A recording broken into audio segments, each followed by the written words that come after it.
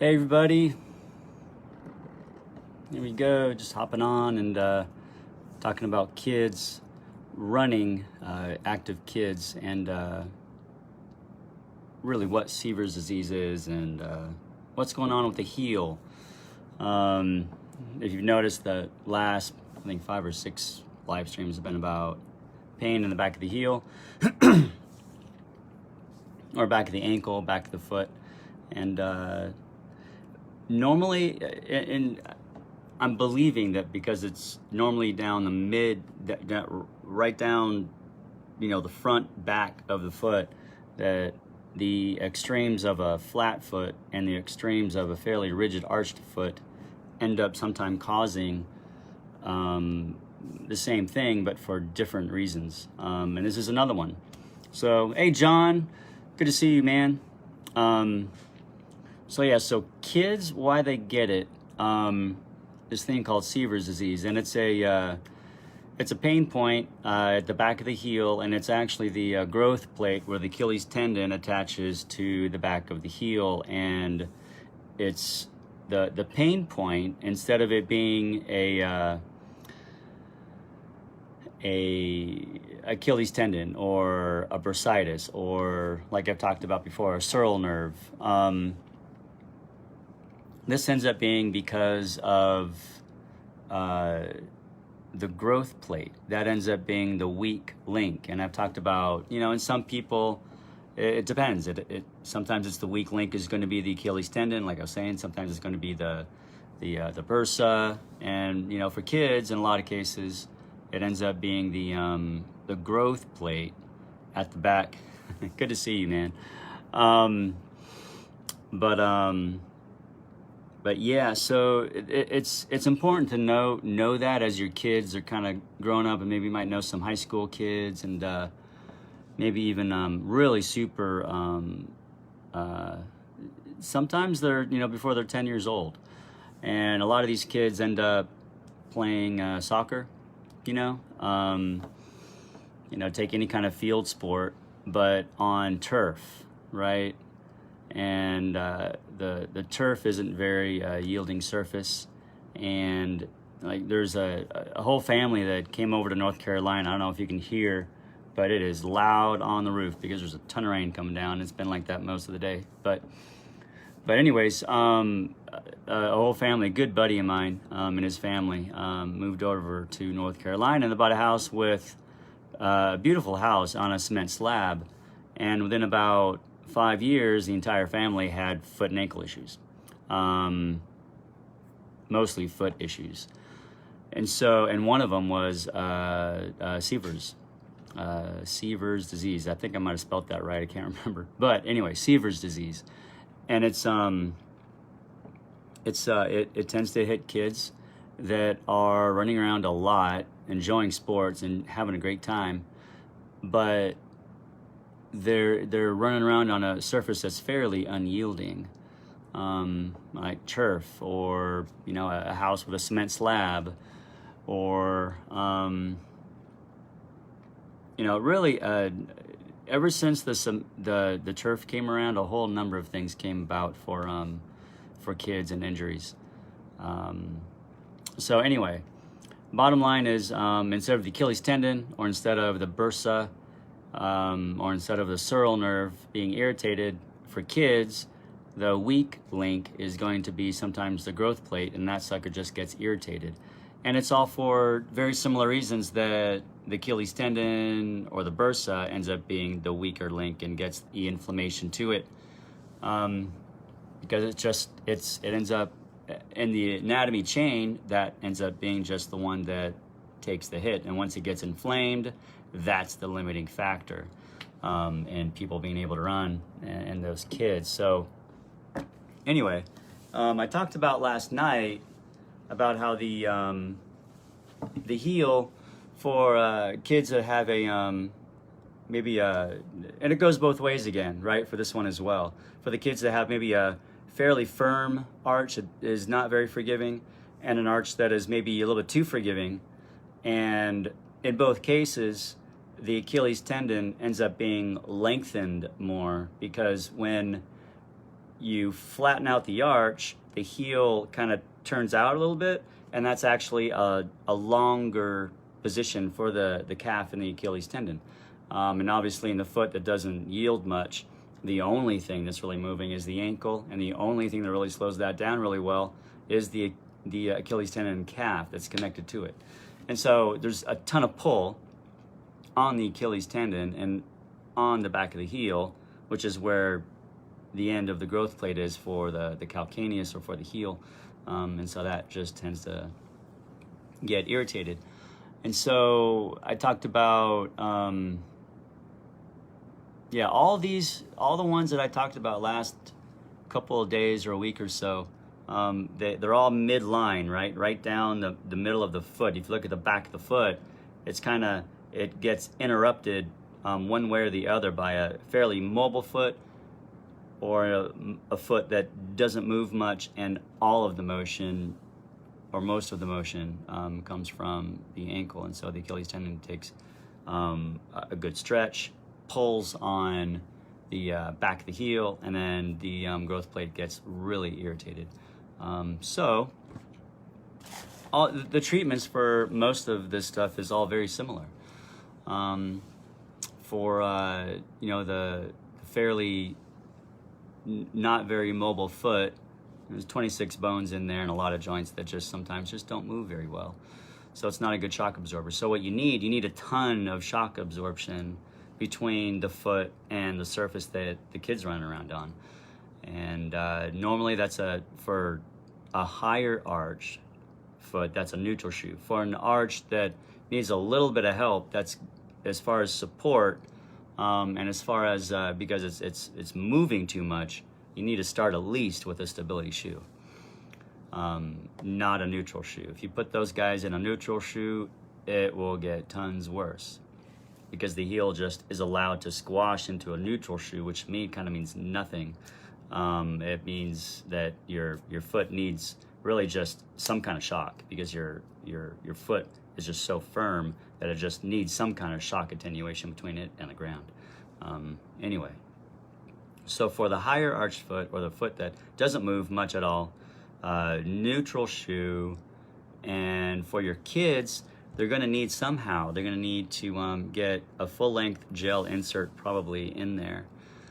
The full-length gel insert is really important to get in there, because this kind of foot doesn't have a whole lot of shock absorption. And when that happens, you need to give these poor kids something that will absorb shock, because particularly the field shoes, particularly soccer shoes, when they're running around on the turf, that doesn't give a whole lot at all. They need something between the foot and the ground to offer some kind of shock attenuation or shock absorption, because those soccer shoes and most other field shoes like that just don't give much at all, and they need that. Another thing that might be helpful for these guys too is, and I'll say it again, a little bit of a gel, kind of a heel lift. This is all the things that I go through with the kids that are, active, running, whatever the sport they're in, and they have this kind of thing. Don't see a lot of them, but it tends to be equalized between feet that tend to be fairly mobile and feet that tend to be fairly kind of high arched and not an arch that moves much at all. So going back to the arch that doesn't move much, gel insert, they need to probably lay off of, as much as they can, lay off of the turf, because it doesn't give at all. And probably going to need a little bit of a gel insert would be great for these guys too. A gel, if the shoe offers the room, because sometimes these sports shoes just don't offer the room. But a full-length gel insert to absorb shock along the whole foot, and to kind of put the heel in a little bit higher position, so that the calf is kind of a little bit more shortened, and everything doesn't need to be lengthened as much. So when you put the heel, you put the heel in a heel cup, a gel heel cup inside the shoe as well. Hopefully it fits, and if not, it's okay. And this is particularly for the foot that does not yield much, doesn't move much. That's what these guys are going to need. And if the pain doesn't subside, they got to stop. They got to stop running around. They got to be able to run around without any pain. It just, your body's screaming for a position that allows it to heal, and your body will be fantastic at healing if you just give it a sense of what it needs and stay there, and do that kind of thing. Sometimes all this stuff I'm talking about will be enough to kind of, let them run around and hit the ball running and get out there and have a blast if it's caught early enough. And then there's just the opposite again, and it's the kid with the fairly mobile foot. And these guys need just the opposite, which makes it even harder because the turf shoe that these guys are running around in don't offer a whole lot of help for being able to put anything in the shoe for shoe insert that would offer a little bit more of a firm but forgiving kind of a platform for the arch now. Now the arch needs something to be held up because the foot's too mobile, and so to put something in the shoe, it almost crowds the shoe. So it's difficult to find these, but they're there. You just have to find a thin one. And these guys will need a little bit more of a firm kind of heel insert, something to kind of bring the heel up a little bit, maybe 1/4 of an inch. Yeah, that's what these guys need. And most of the time, the calf needs to be stretched, but when it's stretched out, it can't hurt the heel. You can't feel the heel in these stretches because you're stretching out the calf. The calf is going to pull on the Achilles tendon. The Achilles tendon is going to pull on the back of the heel, and the back of the heel is going to pull enough on the what do you call it? On the growth plate, so that the growth plate takes the hit. So you're going to want to not, if your kid has this, and it's actually not hard to kind of find it just for your guys' purposes of kind of finding it on your kids, and maybe being able to use this video just to get ahead of seeing a physician if it takes forever to see these guys. So your Achilles tendon, right, is that's your Achilles tendon. You can see that. That's my tendon right there. Right there. And right above the Achilles tendon, right above the heel, right in front of your Achilles tendon right there is your bursa or your bursitis. But then as you go around the back of the heel, for some kids, this ends up being exquisitely tender, right around the back of the heel. Now your Achilles tendon kind of attaches right there, so if you go right in front of it and kind of go down and go up a little bit, that's the back of a solid bone right there. And if that's really tender, generally that's what's diagnosed as Sever's disease, and all the stuff I'm talking to you right now is likely going to apply. So give it a shot. This isn't something that is real difficult or obviously not life-threatening, but just maybe some tips to try to get ahead of some pain points for children, and just give it a shot. It's sometimes worthwhile to try these things out when it takes forever to see a physician or takes forever to see whoever else might be able to help. I figured doing these videos might be helpful. So I just want to review, that's where the back of the heel growth plate is, and if that's really tender,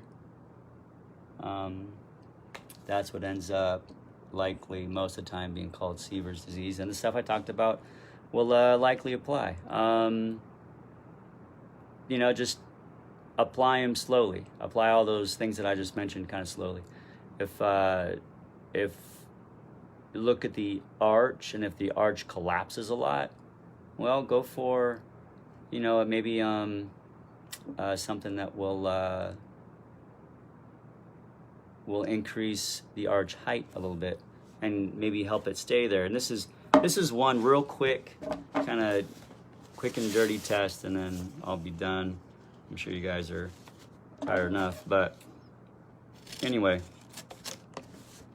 go ahead and just give these eyes. And this, I've done this probably a couple times for the live streams, and so you can kind of tell if this is gonna help, and it's or if this does help, even just a little bit, and it happens to be a kid with a really kind of a mobile foot, and the foot collapses a little bit. This is the taping job that I do. So here you go. So in fact, you might be able to see the other time I taped my foot there.